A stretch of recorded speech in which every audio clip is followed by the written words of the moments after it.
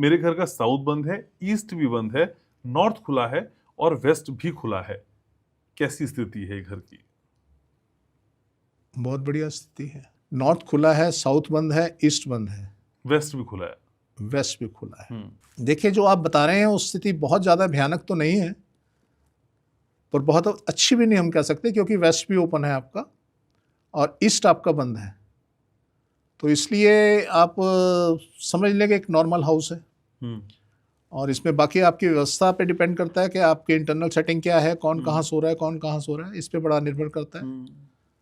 तो अगर वो भी आप बता दें और नेक्स्ट एपिसोड के लिए आप उसमें अपना क्वेश्चन डाल दें कि कहाँ कमरे, रूम कहाँ कहाँ बने हुए हैं, तो हम बेहतर सजेस्ट कर पाएंगे।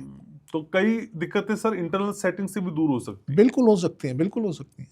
सर जया तिवारी का बेंगलौर से मैसेज है, कह रही कि मैंने बहुत से ऐसे परिवार देखे हैं जहां 2 भाई रहते हैं, बड़ा भाई कुछ करता नहीं, छोटा भाई ही उसकी नौकरी भी लगवाता है और फाइनेंस की दिक्कतें बहुत ज्यादा रहती हैं। इस तरह की स्थिति किन घरों में होती है और कैसे आप आकलन कर पा रहे हैं?